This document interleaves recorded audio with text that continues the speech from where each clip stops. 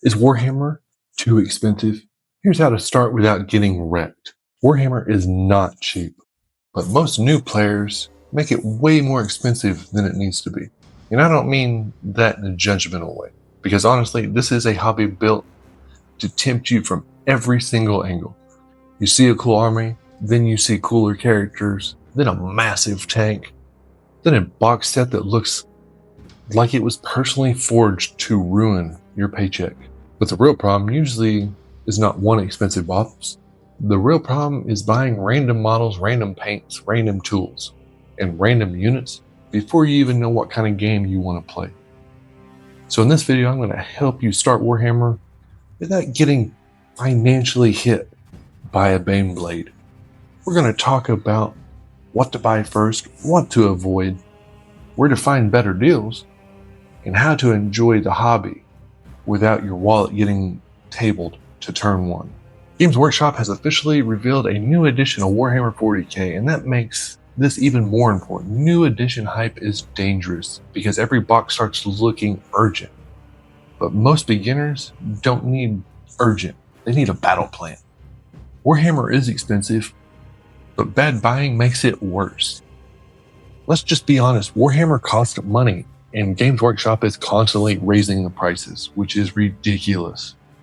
But you need bottles, you need glue, clippers, primers, paints, brushes, dice, a tape measure, and eventually some kind of storage. Then if you want to play bigger games, you start thinking about more units, terrain, your books, your mission card, objective markers, and all the extra hobby stuff that somehow appears in your cart at midnight. But expensive does not mean impossible. The hobby gets painful when you buy without a plan. A cheap model can still be a bad purchase if it doesn't help your army, doesn't fit your playstyle, or ends up sitting on a shelf untouched for 6 months. That's where new players get wrecked. Not because they bought Warhammer, because they bought chaos. And not the fun spiky chaos marine neither. The biggest beginner trap is thinking you need a full 2,000 point army before you start. You don't. A 2,000 point army is great later in the hobby, but starting, that can crush your motivation fast. That is a lot of building, a lot of painting, and a lot of rules to learn, and a lot of decisions before you even move a unit onto an objective. And Warhammer has a brutal problem for new players. Every faction looks incredibly cool. Space Marines look cool. The orcs look amazing. Then your Tyranid horde coming down the table. Amazing. And then we have the chaos, which no words can describe. So what happens? You buy one box, then one box for another army, then a character because the model looks insane, then a tank because it was on sale, and next thing you know, you have your own 4 half-started forces in 0 battle plan. That's not a collection, that is a hobby. Instead of starting with everything, start with something small enough to finish. Your first purchase should teach you something. Your first Warhammer purchase should answer a question for you. Do you like building models? Do I like painting this faction? Do I like how this army plays? Do I enjoy moving these units around the table and trying to score objectives? That matters more than chasing the biggest discount.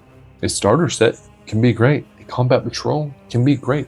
We also have Kill Team can be great. Borrowing models from a friend or playing a demo at a local game store can be even better for you, because then you learn before you spend big. The goal is not to own a mountain of plastic immediately. The goal is to get something on the table. Learn movement, learn shooting. Learn the fundamentals of the game. Get some reps in on reading your data sheet and pushing models. Because once you play a few small games, you start figuring out what you enjoy. Maybe you love the melee side of things. Maybe you love tanks, big monstrous units. Or you just like the elite infantry that refuses to die. Or, a personal favorite, you just want to roll buckets of dice. But until you know that, every purchase is just a guess for you. So now let's talk about the part everybody wants. Saving money in Warhammer. There are plenty of ways to avoid paying full price for Warhammer models. Used models, eBay lots, Facebook Marketplace, your local trade groups, local game store, used shelves, solid picks. You can split boxes with friends. Holiday battle forces, and then the discount retailers can definitely help. I will post some affiliate links down in the description. They do help the channel a little bit. You can use them or not. I definitely recommend using someone's affiliate link though. It does help. You get a little bit of a discount. And there are plenty of places to buy Warhammer models that ain't Games Workshop. Games Workshop is great, but these models are expensive, so every little discount can help you build a bigger army for a little bit cheaper. But listen close, a deal is only a deal if the models are useful. A $500 army lot for $250 sounds amazing until you realize half the models are broken, 3 units are missing weapons, the paint is thicker than a Nurgle soap spot, and the army doesn't play the way you want to. Now, if you're an experienced Warhammer player, that's fine. You should have a ton of gray plastic laying around that you could kit bash something, so the missing parts isn't your issue. You've been playing for a while, you could probably touch up paint and repaint that model. But for a beginner, that is a whole lot of work that you necessarily don't want to jump into before you start playing the game. Used models can be awesome. They can save you a ton, but you need to check what you're actually getting. Look for clear pictures. Check if the models are built correctly. Ask if anything is missing. Make sure the units are still usable. And do not be afraid of unpainted or lightly built models, because those are often the cheapest to work with. Also, watch for shame plastic. That is a pile of unopened boxes someone bought during a burst of hobby enthusiasm and then never touched it. We all understand it. We don't judge. We simply benefit from their sacrifice. And then box splits are also great. If a launch box has 2 armies and you only want one side, find someone who wants the other side. That can make a big expensive box way more manageable for you. And if you use affiliate links, mine or someone else's, that can help too. A little discount matters in this hobby because every dollar saved is another dollar that could become more plastic we absolutely do not need. If you're new to Warhammer and trying to figure out the hobby without getting bullied by the price tag, consider subscribing. That is what this channel is here for. Beginner help, smart buying, starter armies, and trying to make sense of a glorious plastic of madness. Saving money is good, but avoiding bad purchases is even better. Do not buy a full 2,000 point army first unless you already know exactly what you want and you have the hobby discipline of a custodian. Most of us do not. Most of us see a cool box and suddenly forget we have builds. Do not buy random meta units before you understand your faction. The strongest unit today can get changed later.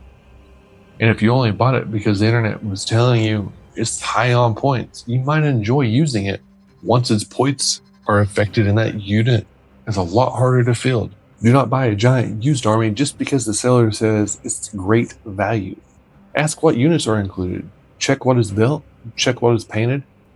Check what's missing in that army. Do not buy every paint color on day one.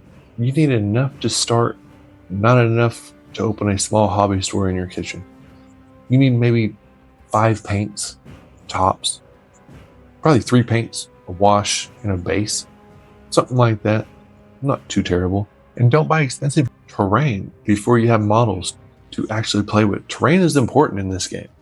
But if your battlefield looks amazing and your army is still trapped on sprues, you build a very expensive parking lot for these models with nowhere to play. Also, be careful with rescue projects. Broken models can be cheap for a reason. If you enjoy repairing, stripping, paint, kit bashing, and fixing old glue accents, go for it.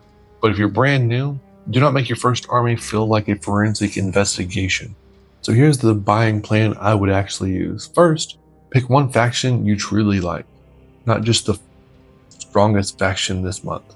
Pick an army you want to build, paint, read about, and put on the table even when the rules change. Second, buy a small playable starting force. That could be a combat patrol, a starter set, or a few core units that help you learn the faction identity. Third, keep the basic tools. Clippers, plastic glue, a hobby knot, primer, a few paints, some dice, measuring tool. Those will get you playing. You do not need the entire hobby isle on day one. Fourth, play small games. Even tiny games teach you movement, line of sight, charging, and how your army actually behaves. Fifth, expand on what you enjoy. If you love smashing into melee, build toward that. If you love shooting, add some firepower. If you love durable elite units, lean into it.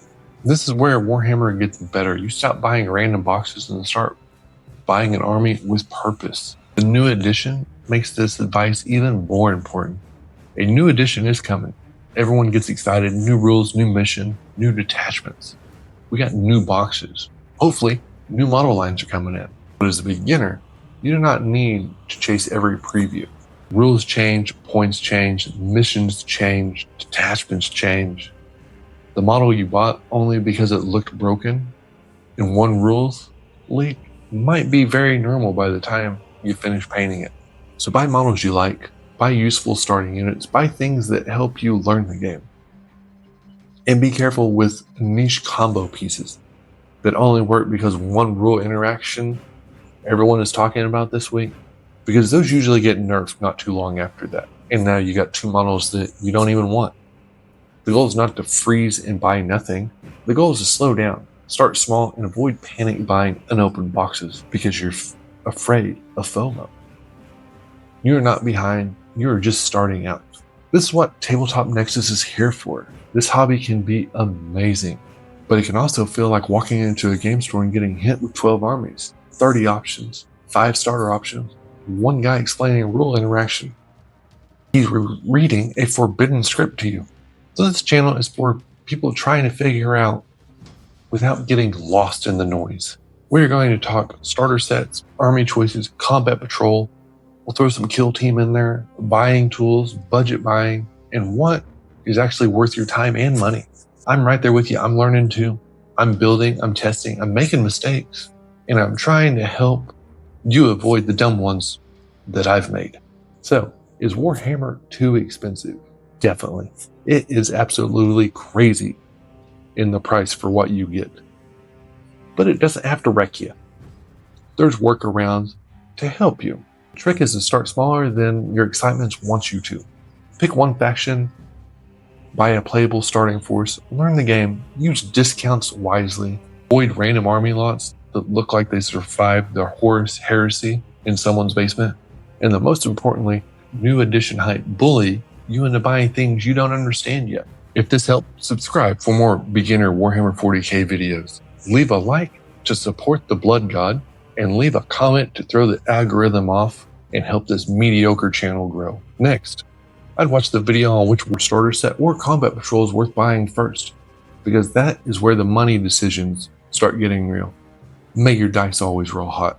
See you in the next one.